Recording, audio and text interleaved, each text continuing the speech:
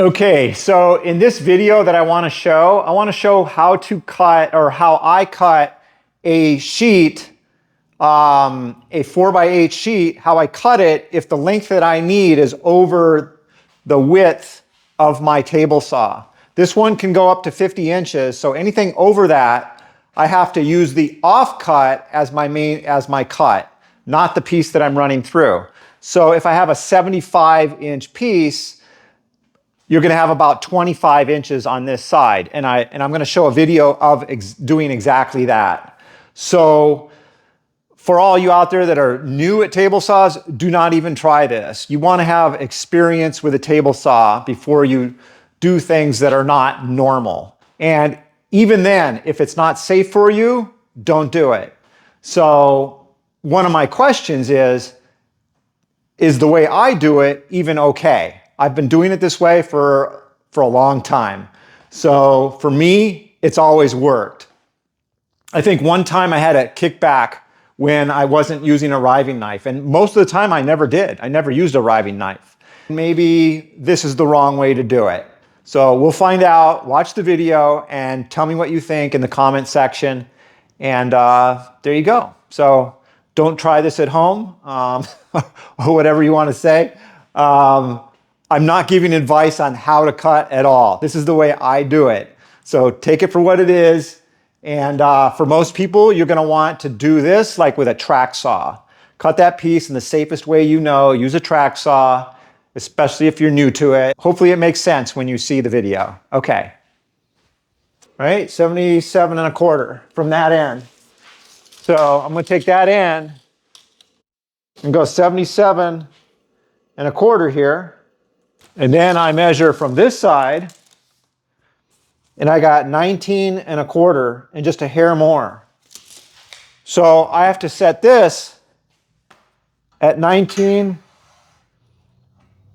1/4, but there's the blade, and the blade is about 1/8 of an inch.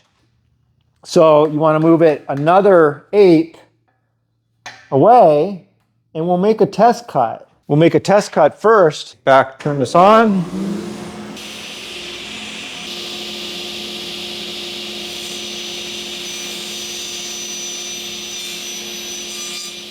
Okay,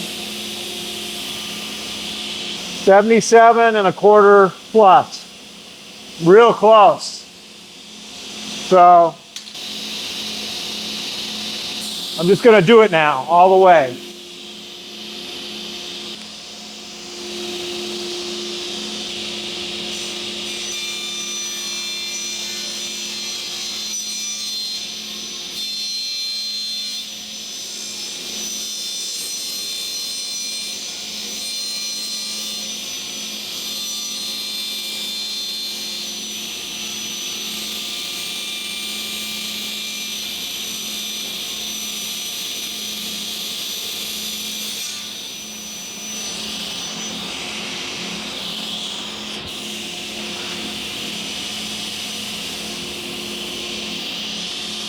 It's a nice cut.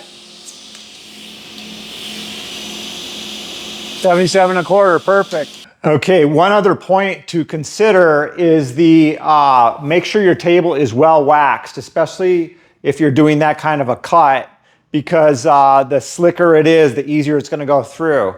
Pre-finished plywood is a lot easier. So what I cut in the video is this paint grade plywood, and it has friction because it's not slippery. So when you're putting it through here, you want this surface to be as smooth as possible, right? And nothing to restrict it. I even held this up a little bit with this string here. I held this up just a little bit so that there was nothing hindering it right there. Again, I don't know if that is something other people do when making that kind of a cut. I've even cut stuff that's only like 1 inch off a big sheet, just cutting 1 inch off, and was able to do it without any real issues.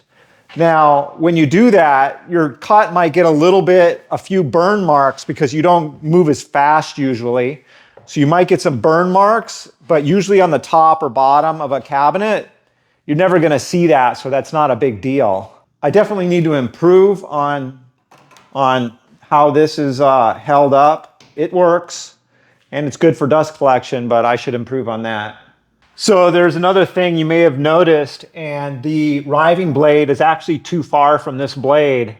And I got this newly from Shark Guard actually a few months ago, and I just now installed it because I was missing the proper riving knife. And even this needs adjustment now. And so I need to fix that. So don't think that this is perfect or anything like that.